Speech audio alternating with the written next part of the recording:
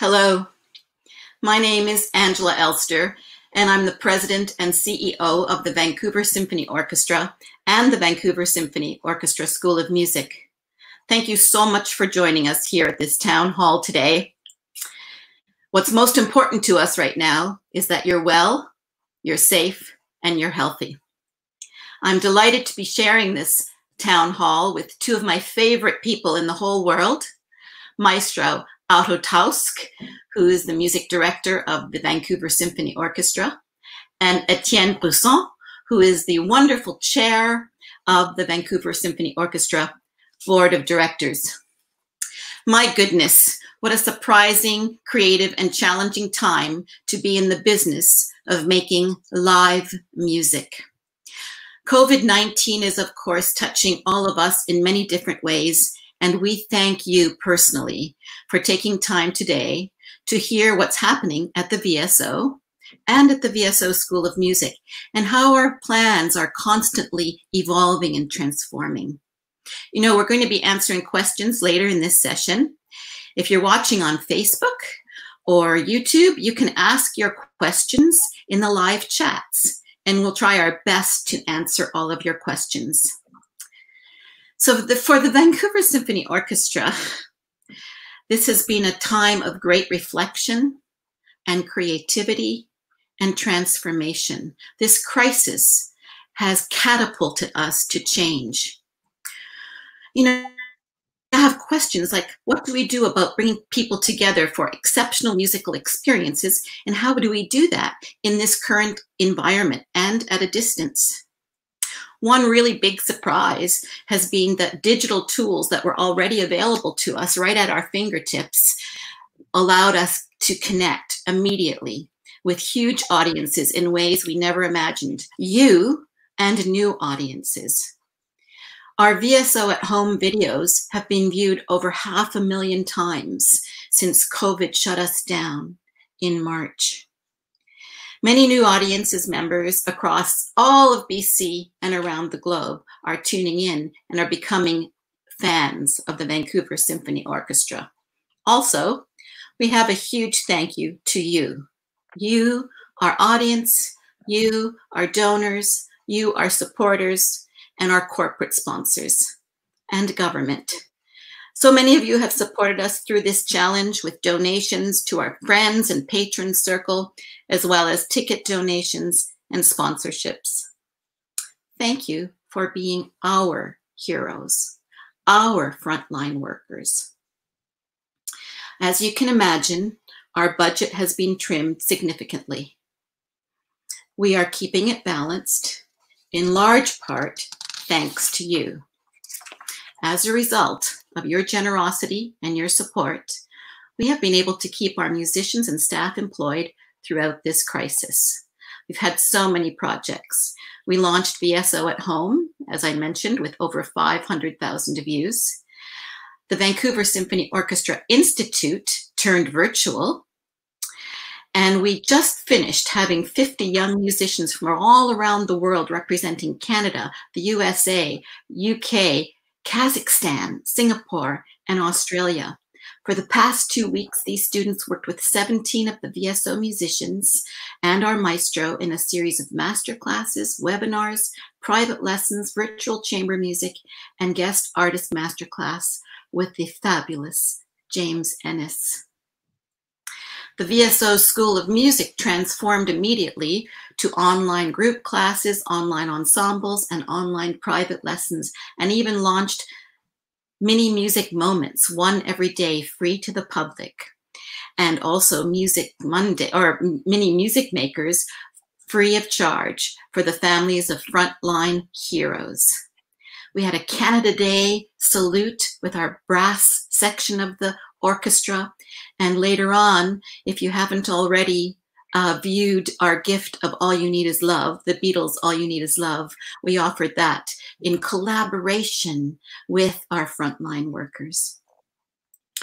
We've also reinvented VSO Connections, which is our education, VSO Connects, which is our education program. So it's usable for music teachers through BC and across Canada.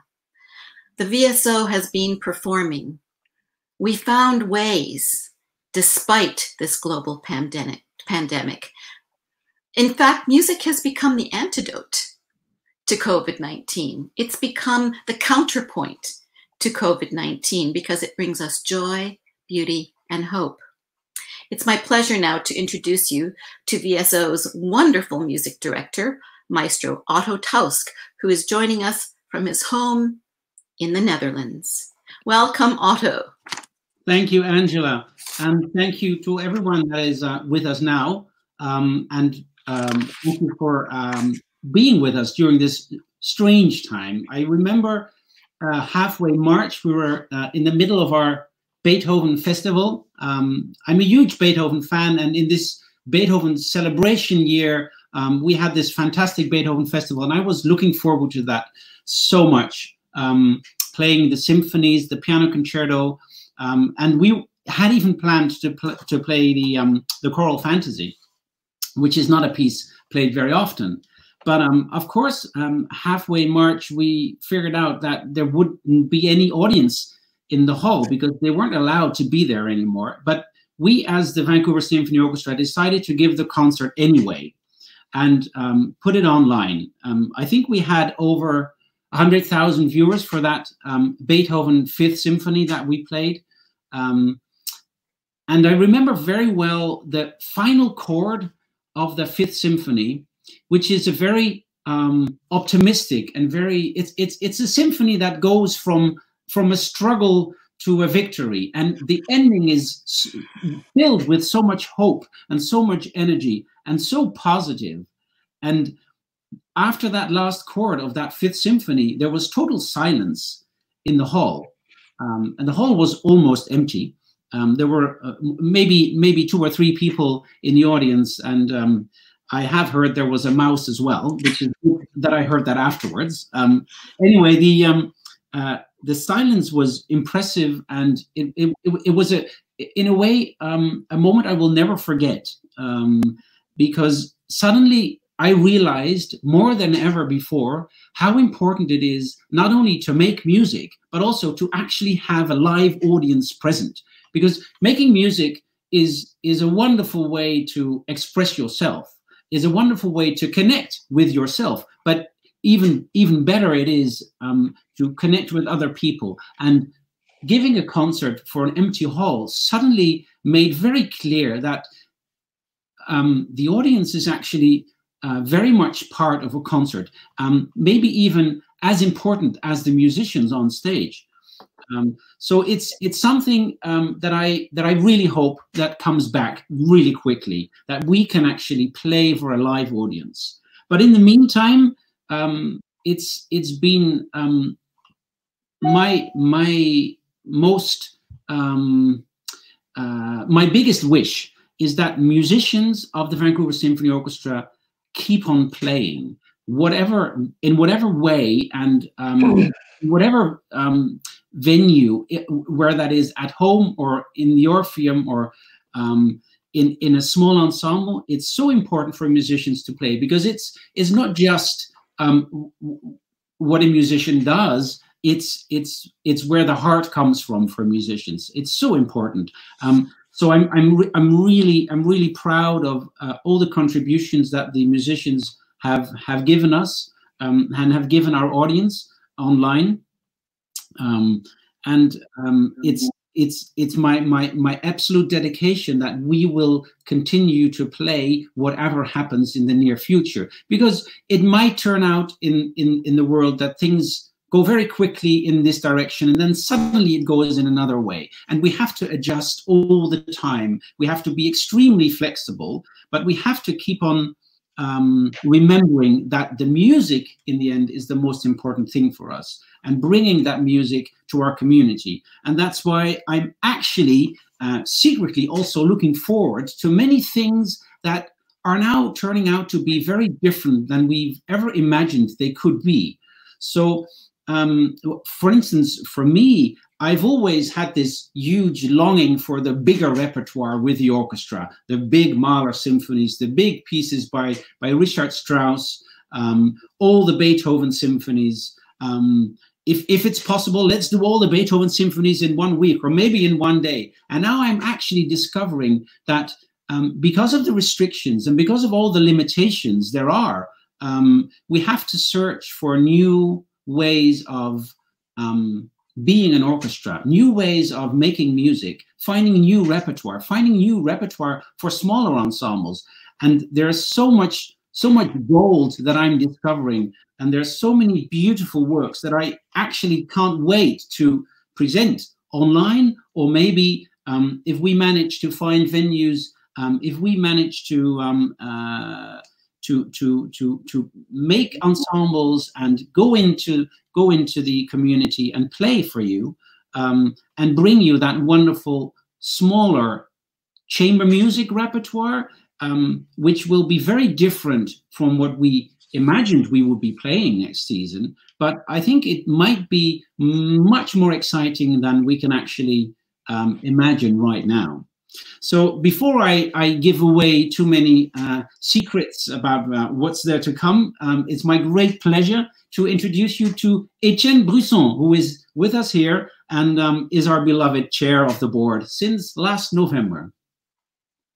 Thank you, Otto, and welcome everyone. I'm so glad to be here with you today. As I listened to Otto and the significance of audience and the connectivity, I was reminded that the last concert we gave was at the Commodore, where the orchestra was spread in the venue, and we could sit and walk around. It was a fantastic one of my memories of the year. It was such a great concert, and so when you put that in perspective, at this time last year, the board was working with management, with Otto, on our 5-year strategic plan. And one of the first things we had done is we asked Otto, why music? Why is music important? And Otto talked about the connectivity, the personal connectivity, the connectivity with our loved ones, the connectivity with our community, the community with the connectivity with our country, our history. And through that process, we came with a purpose for the VSO, which is to create, curate, and connect irresistible music experience. And that was more than an organization plan. I think it was an emotional connection to what we are and what we want to be. We wanted to have that culture of teaming, of connectivity across geography, cultures, age groups, so that we could all be united through music. And we realize today, more than at any other point, how important that is. And so that has remained our lighthouse, despite what's been happening. It's very interesting to see how the decisions we've taken since mid-March had that as the canvas, I would say, to the pictures we're trying to draw as we navigate the environment. And so that led to how we navigated the crisis so far was 3 main things: is our musicians keeping our core together, keeping the orchestra together, keeping the organization together, and I'm sure Otto will share a bit more what that means for an orchestra, but also our audience. We can't go without performance.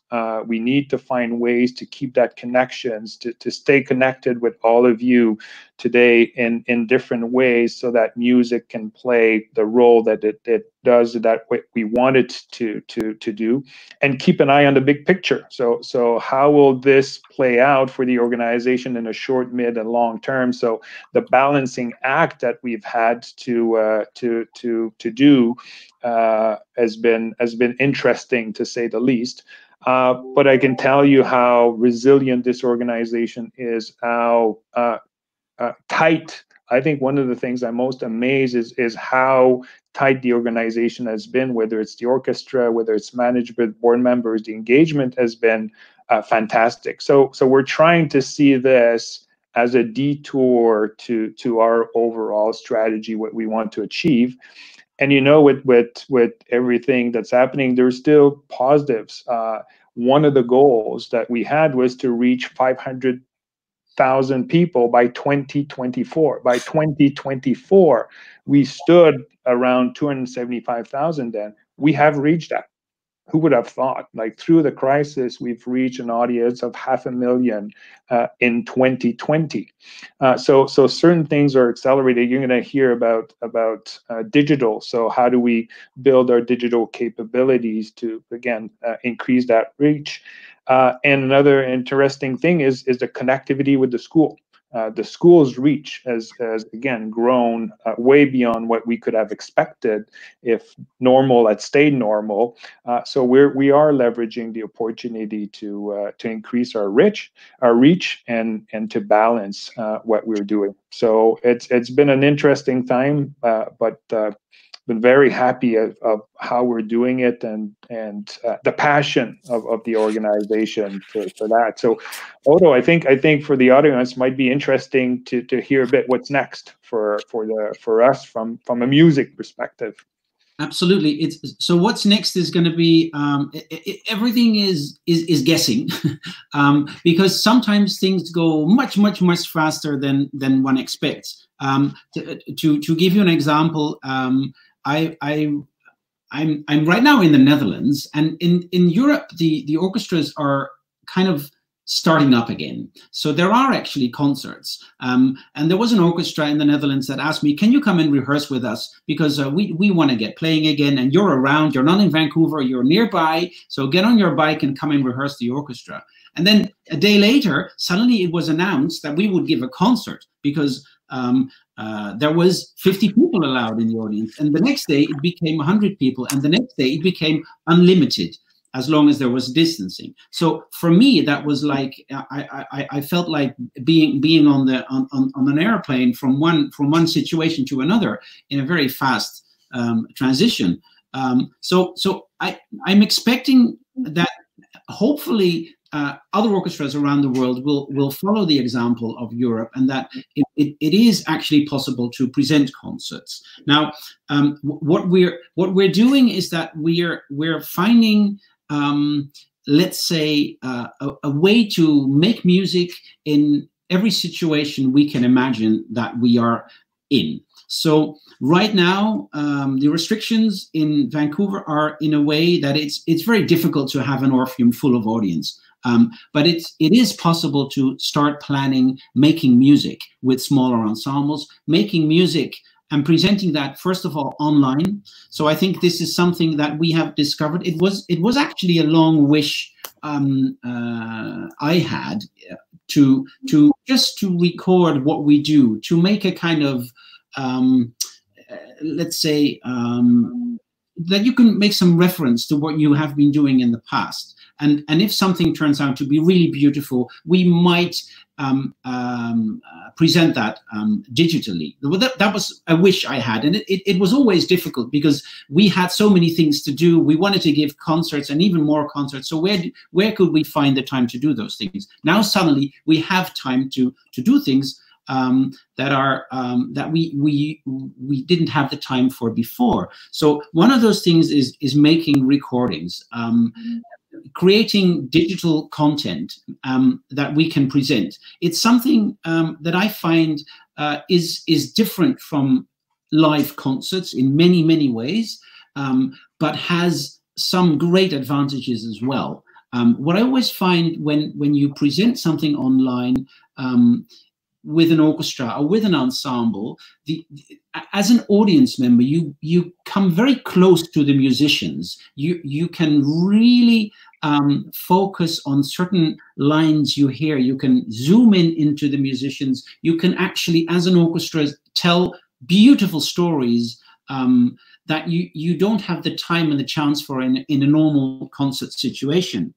I can imagine that presenting a certain program being accompanied by an introduction with a musician or with a composer or with a conductor or with a soloist.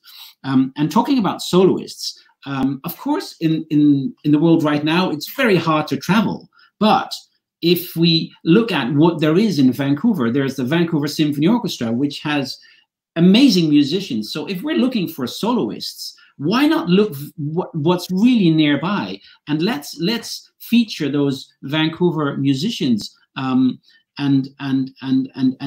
find our treasures nearby.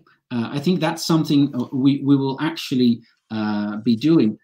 So there's the online, and then there's also the going out into the community with ensembles, and that could be.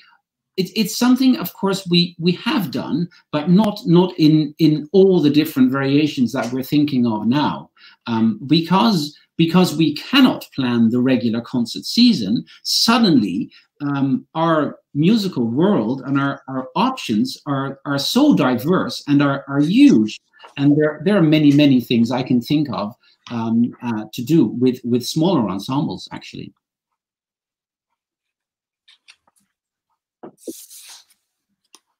Thanks, Otto. Thank you so much. You know, Otto and Etienne, I love working with the two of you. It makes my heart sing. What a great team. So where are we now? Well, we have submitted our plan for reopening to the Government of BC, to Minister Baer and to Dr. Bonnie Henry. We're very much looking forward to their response. We are going to be building our digital concert hall so that we can bring music to you live or virtually. You know, ideally, you can play our performances on your TV with a full sound system and get the best possible experience. We know it's not live, but it's something that we can do. This is a chance for you to continue to get to know your orchestra. What's been really remarkable and magical about the last 4 months is the behind the scenes visits to our musicians' homes, meet their families, their pets, and get to know a little bit about what inspired them to be musicians and why they're so beloved here in this city and province. Some of you will have been to our Musically Speaking series, and that will drive our digital program. So you also get a lot of information from Otto and from others about what was the composer thinking, why at that time, and why now. We have a number of plans in place, but health and safety will be first and foremost. This is a time where health and safety must be number one. We're looking to doctors, scientists, researchers, and public officials for guidance on what and when it is safe to host live performances. This summer, we're going to experiment with some live performances in very small groups. There'll be pop-ups, they'll be very safe, but it's going to be our time to see what we can do with groups of 2, 3, 4, 5, or 6 musicians. They really want to play. We are so fortunate to have these wonderful musicians of the VSO. We're very proud to support the incredible work of our Dr. Bonnie Henry in her commitment to keeping the citizens of BC safe and healthy. We want the government to say it's time for the symphony to be safe to be playing, and we're looking forward to that. Whether we can play for 50 people, socially distanced audiences, or welcoming back a full public, we won't act unless we're given a green light from health and safety. Otto spoke about our community engagement focus. We've always been focused on the community. Accessible and affordable programming has been key to our strategic plan, but this gives us an opportunity now to give back to our society. In this next season, you will see us dedicating time to hospitals, palliative care homes, schools, Indigenous communities, rural communities, seniors' residences, and BC's most vulnerable populations. This is a year where we have the opportunity to give back through the power of music. The power of music elevates our soul. The power of music brings us joy. The power of music brings us hope. And the power of music, as we have already witnessed in our lives, but especially in the last 4 months through this global pandemic, has brought community together. And that's essential for music making. And now I believe it's time for us to answer some of the questions that have come from you. So let's get started with some questions. Good. Angela, you touched a bit on it, but be curious if you can provide a few more details. Are we actually planning a 2021 season? Oh, I love that question, Etienne. And as you know, a president, as a CEO, and as a former teacher, I should have all the answers. And at this point in time, I have to embrace ambiguity, as we all do. And so, yes, we will have a 2021 season. That is confirmed. But it's pretty difficult to predict right now how it will look. When we will have a live audience in the hall is yet to be determined. There's a good chance it'll happen in the new year based on what we're reading in the news. But we'll be ready to welcome a live audience as soon as possible. Right now, we can't tell you when that can be, but we're going to encourage all of our wonderful fans and supporters to join us virtually. So I'll ask a question to Etienne now. Is the VSO prepared to survive for up to 2 years without live performances if that were ever necessary? Well, that is also a great and uncertain question. But if you look at the circumstances since mid-March, our ticket revenue is basically totally dried up. And so how do you navigate and balance a budget with 40% of your revenue basically going away in such a short period of time? So we must rely on the generosity of our patrons and friends and our corporate sponsors and many of you that are on this call today. We can't thank you enough for what you're doing and continuing to engage with governments. I think the wage subsidies that exist right now has been the reason why we've been able to continue to keep the organization together.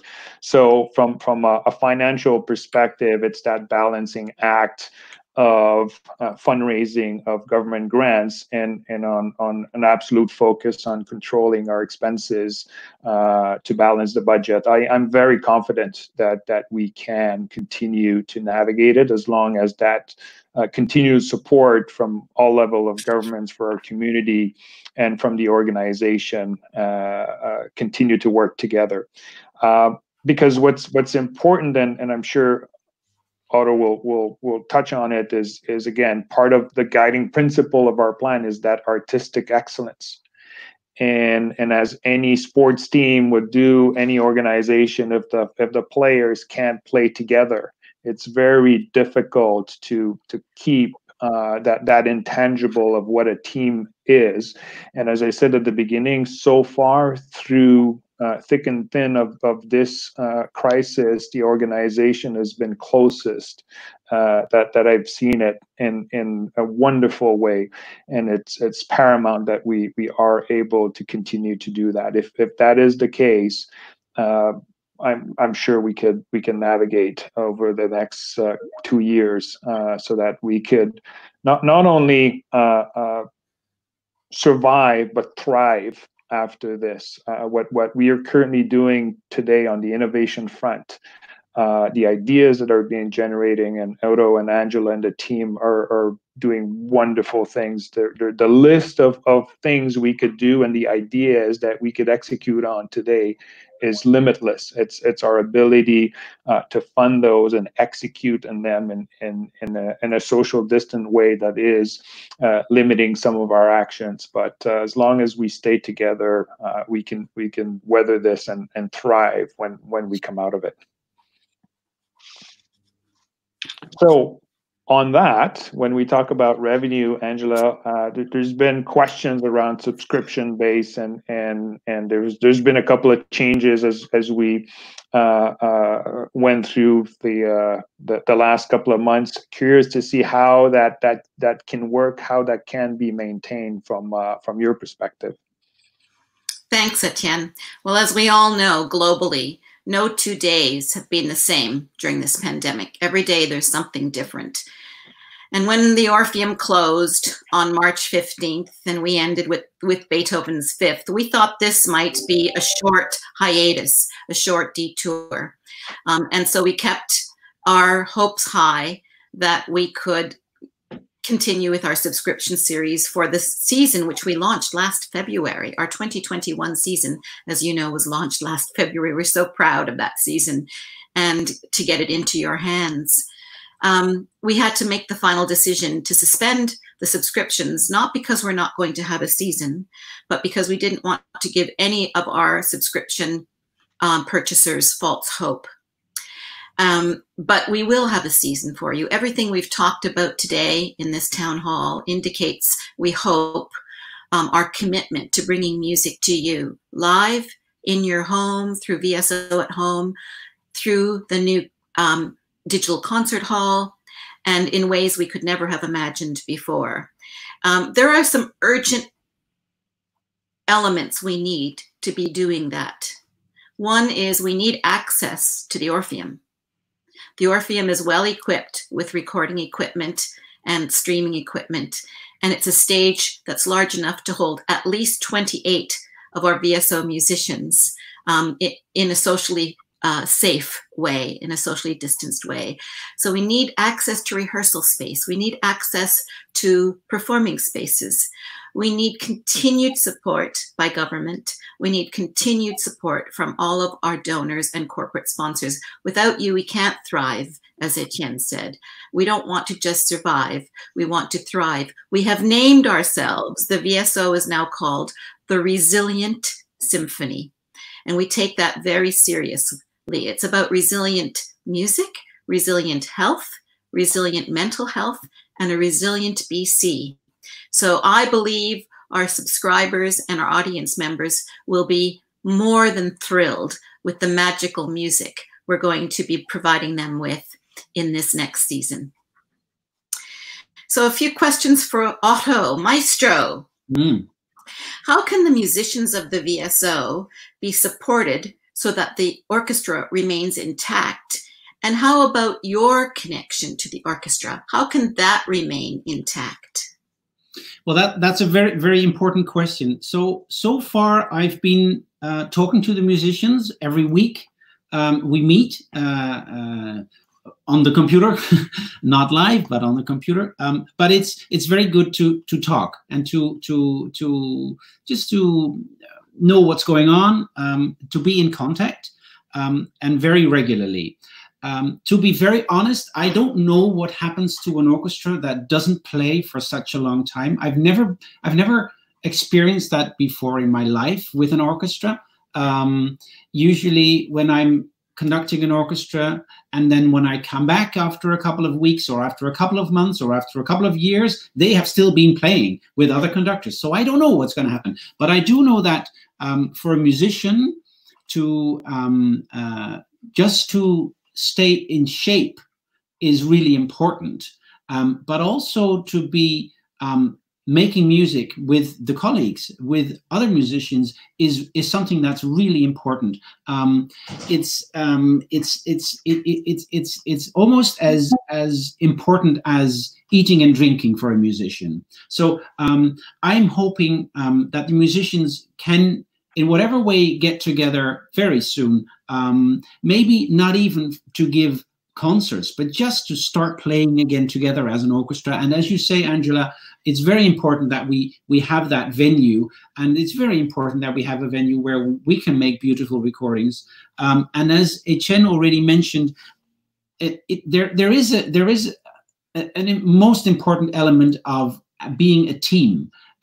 Like a sports team, also an orchestra is a team, and you need to come together with all the members, not necessarily all the members at the same time, but there should be combinations of musicians that get together and make music together to keep that ensemble connectivity and flexibility. So for me, that's extremely important. Yeah. And, you know, you mentioned earlier that music is coming back in Europe. Some of the opera houses and some of the concert halls are reopening. This question from one of our audience members is two parts. How do we retain our musicians of the VSO when European orchestras are beginning to play? And how is it being in Europe right now? What is your perception of what's happening musically and why it's different in Europe than Canada? Yes, well, why it's different? That's very hard to say. it is different because the orchestras in Europe are starting up again. What is happening is that the orchestras are playing distant, so they're sitting apart for 1.5 or 2 meters, which is a very different experience. And it's also something the musicians have to get used to. So it's something that takes time before it functions and works in a way that we feel comfortable with as an orchestra and as musicians. But it is possible, and that's why I'm hoping that Canada looks to what is going on with orchestras in Europe and sees, so it is possible to play in a very safe way. As I said before, there are concerts. And the concerts are with small audiences that have a lot of space in between the audience members, it is, of course, as Etienne already mentioned, it's very difficult to suddenly drop the ticket sales totally and then still make any money from giving concerts to a non-ticket buying audience. But I think it's really important to still play for the audience, even if it's only 50 people, even if it's only 100 people. I think music brings something to a community that is essential in times like this, and it's not just because it's a nice tune to listen to. It's not just because you want some divertissement. I don't know the English word right now. It's not just for having a good evening out. Mm-hmm. It's also for taking the time to reflect and taking the time to maybe give a kind of moment of just being away in a different world than our daily life, which is for everyone in the world is challenging right now. So I just feel that music is extremely important. There was a first part of the question that I've just forgotten now, Angela. How do we maintain our orchestra members if they know other orchestras are playing? Right. So, well, I don't think we should be afraid that musicians will be traveling all around the world right now. I think traveling is something that's it's very difficult. I'm experiencing traveling to be very difficult myself. You can imagine how badly I want to come to Vancouver, which is just very difficult right now. So I don't think. Although musicians have a tendency to move around, which has to do with the spirit and the freedom of a musician's nature, maybe. But at this moment, that's something that's not very easy. I think the musicians of the Vancouver Symphony Orchestra are very dedicated and committed to the orchestra, to the organization, but also to the city. I think the connection between the musicians and the audience is a very strong connection. That's not something you will give up very quickly. So I'm just hoping that we can learn from each other and that we feel inspired to find our power and our connectivity in our let's say maybe in a smaller circle than we were used to, but because of that maybe even more powerful. Thank you, Otto. Thank you. So Angela, so what kind of modified live performance, depending on the virus condition, what can you help us understand a bit more around what could that look like? Sure, we've given this a lot of thought, not only our board and our management and Otto, but the musicians. We speak on an ongoing basis about these new ideas. Our current digital program is musician driven, as is our summer experimentation with live concerts. Musicians provide proposals and ideas, and then the management tries to support those ideas in a safe and respectful way. So now, when we enter the fall, we'll build on what we've learned works and what we've learned doesn't work so well. And we would like to have small ensembles, as I mentioned earlier, visiting communities and facilities to give back. But we also are looking for ways to entertain small audiences. If the 50 people limit is lifted, we have put a plan together in the Orpheum that would allow 500 to 700 people, maybe even 800 people with social distancing in place. That would be ideal for us if we could begin with something like that. We're also working very closely with the Chan at UBC. And I think variety is really what that's all about right now. We've talked a lot about digital because the current restrictions, are giving us that option to reach all these wonderful viewers.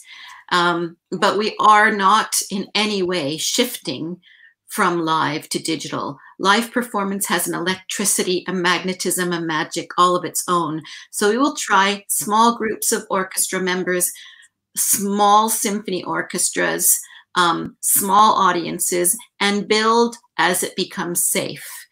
Ideally, we'll see you in the concert hall this season. Excellent. Thank you, Angela. There's questions coming from the audience. One that I find is interesting, an important one. The question is, on June the 2nd, the VSO posted online, and I quote, "We at the VSO stand in solidarity against racial and system injustice.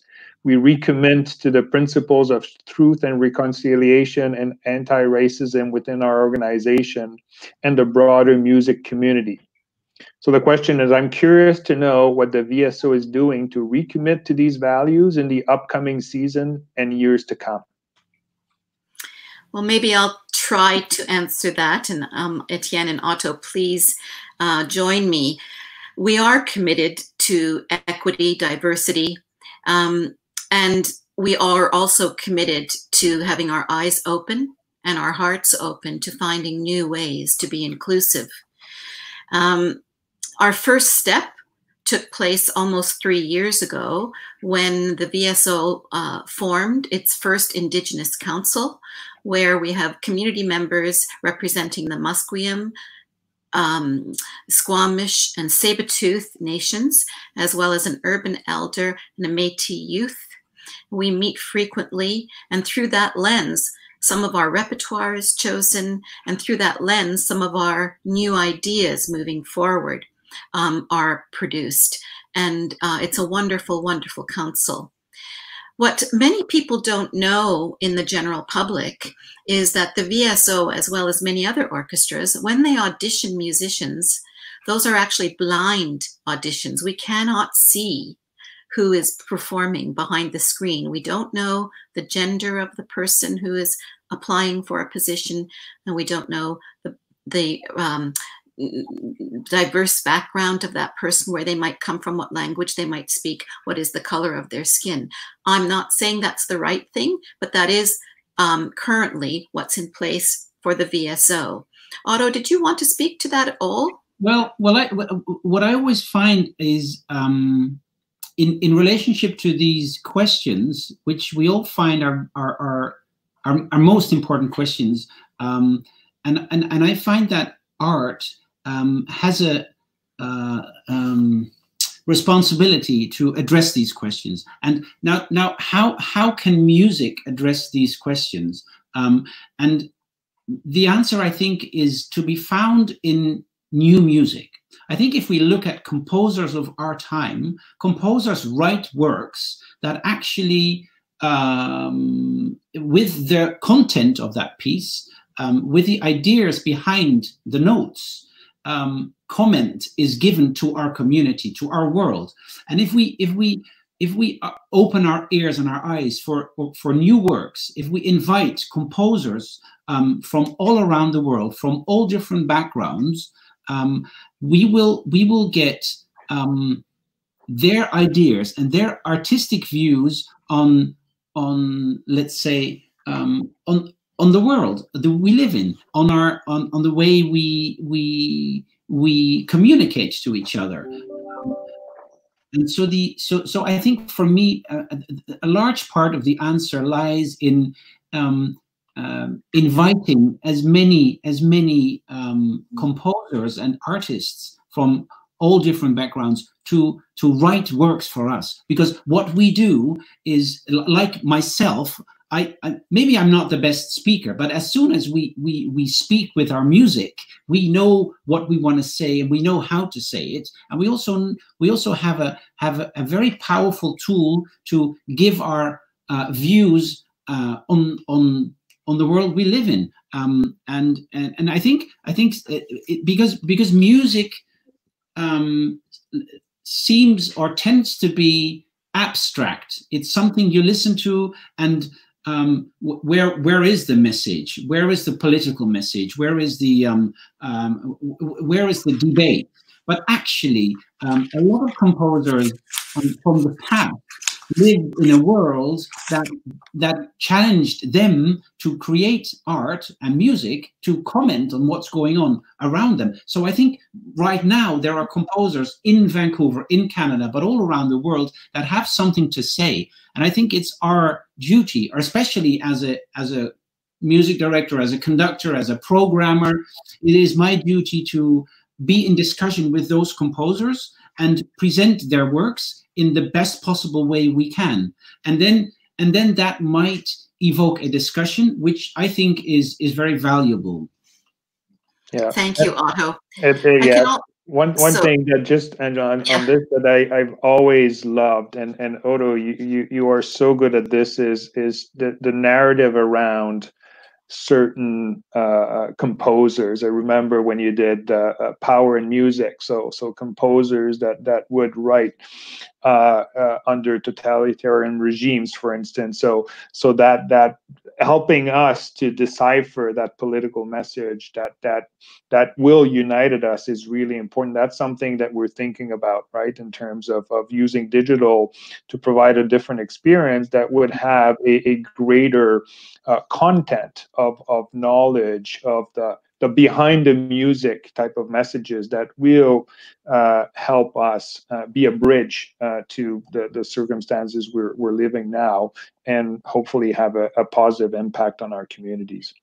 Absolutely, both of you. And by the way, Otto, you're a wonderful speaker. I wanted to also say that, to just finish answering that question, to complete my thoughts, is COVID-19 interrupted 3 examples of our commitment to diversity and equity. Day of Music was supposed to happen on April 5th, which was 12 hours of live music. And if it was anything like the 12 hours of live music on January 26th, the year before, we introduced 100 artists of every background from the Lower Mainland to provide 12 hours of free music to the citizens of Vancouver and BC. And we expected this time to draw a crowd of 25,000, similar to our Sunset Beach and our Deer Lake concerts, which are 10,000 to 15,000 people of all backgrounds. So accessibility is very important.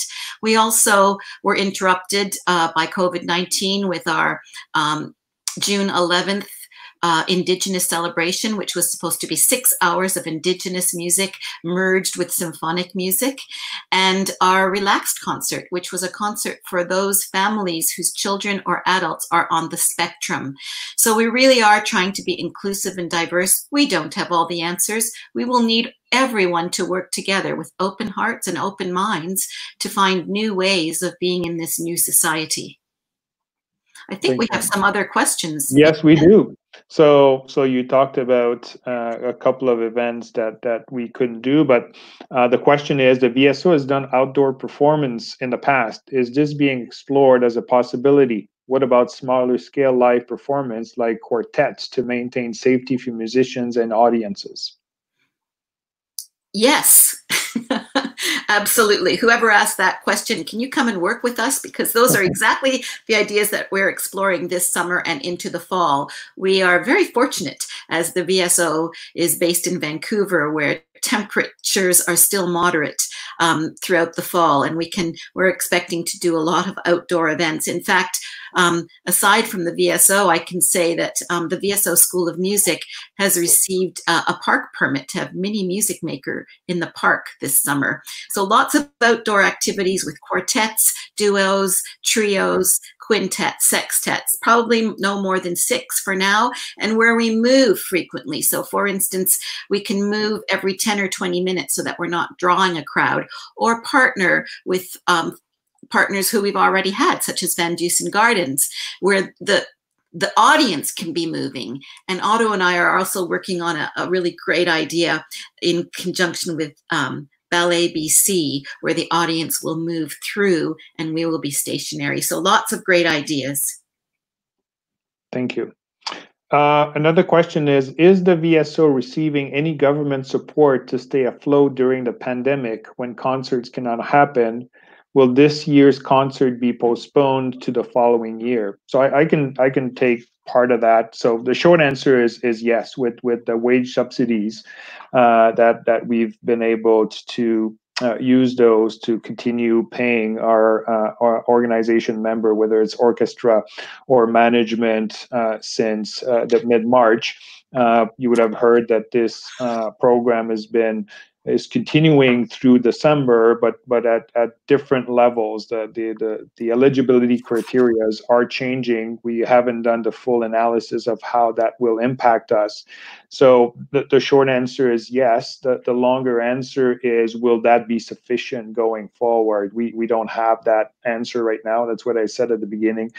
In order for us to be able to achieve what we're talking about today, we'll need continued support from our fundraisers, but also government as things evolve. So fortunately for now, we've been able to use that government funding to stay afloat. As with respect to concerts of the year, I think Angela mentioned what our plans are, which will be informed by how quickly we can have access to the Orpheum and how many people that we can have in the concert hall, because a concert with 100, 200 people is not financially sustainable, but the budget that we've put together is based on conservative assumptions. And to Otto and Angela's point earlier, doing a 50 people, 100 people concert becomes about money, but less about money than about keeping the organization together, keeping that and I think, Otto, at some point you were looking for a word. What came to me is the chemistry of the organization that continues to be excellent, but it's always fragile in an environment like this. So every little steps and action we can take to keep that chemistry together is truly important. I think the second part of that question also was about will the concerts that were actually scheduled to be performed, will they be postponed? And Otto has a wonderful idea of a kind of a mirroring of 3 seasons. Did you want to just give us a little bit of a secret look into that idea? Well, so I don't think we can say that everything that has been cancelled will be copy paste to another season, because I think the world is changing. I think music will change with it. I think the orchestra will change with the changes in the world. But of course, all the works that we had programmed, we would love to play. I'm very sure that at some of the highlights, some of the guest artists that are not able to come. So, Angela, I think you mentioned James Ennis in relationship to the institute. He gave a wonderful masterclass. We of course have our season filled with wonderful artists like James Ennis, and as soon as we can invite them back again, we will, and all those great works that we had planned will be programmed, not exactly the way we imagined it before, but they will come back. And then talking about the idea of the mirroring, and this is something that I find interesting, is that in programming concerts, there are many ways of presenting something that might originate from the same idea or the same element in music. You might call it a theme, or you might think of a certain composer.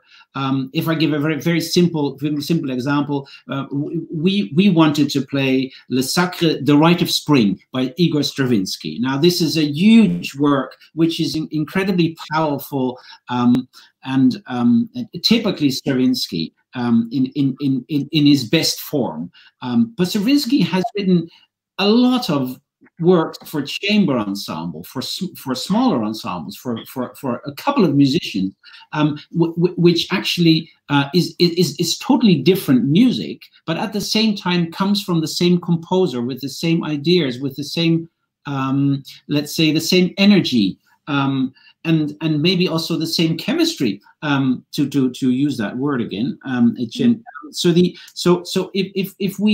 if we look at the Sacre du Printemps, the Rite of Spring, as this big piece, maybe we can find a smaller piece by Stravinsky that has that same energy and that might mirror that big piece, but in a different way, and then might make a reference to when we come back to the big stage and we play the big Rite of Spring again.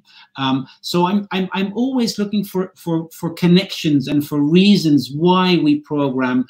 What do we want to say? And coming up with relationships between the concerts, and maybe even relationship between seasons, makes programming very interesting. That's great.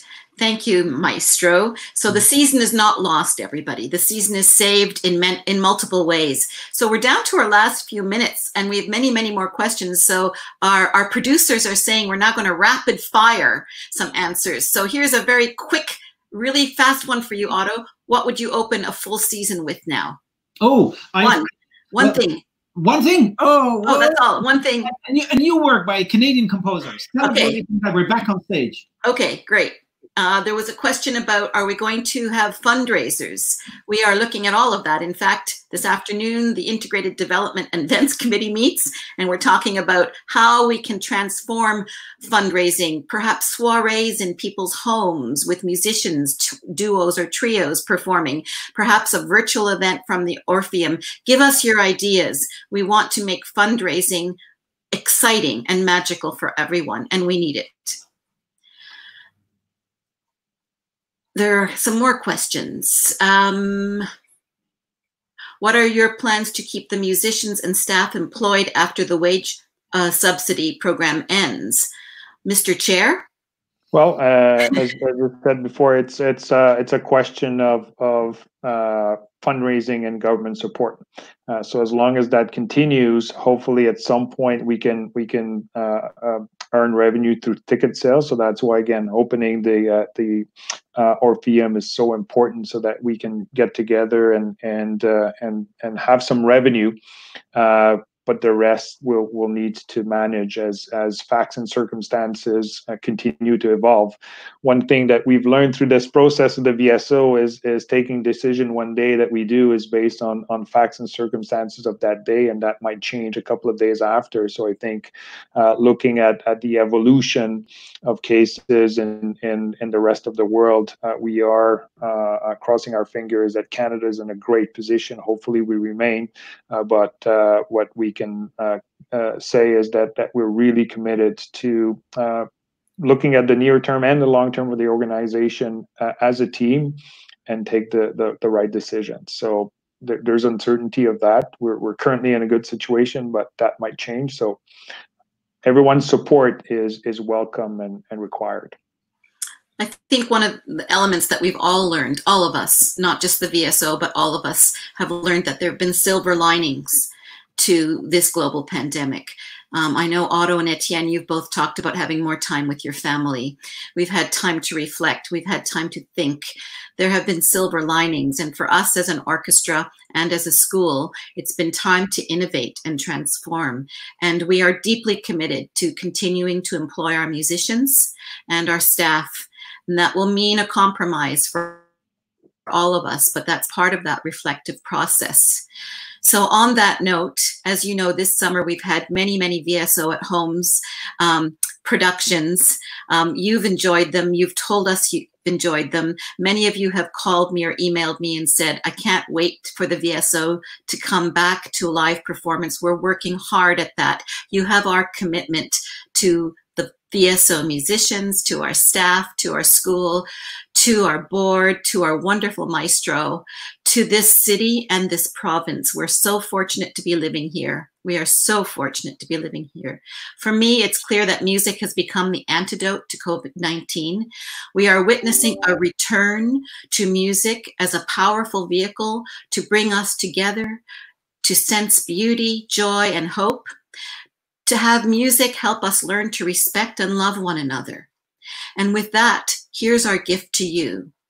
We recorded the Beatles' All You Need Is Love, and we're going to share All You Need Is Love, and in my view, all you need is love and music. We have recorded this with our frontline workers, doctors, and frontline workers across the province. Thank you for joining us. Take care, be well, be kind to one another, and I'll see you in the concert hall. Thank you. Thank you. Thank you.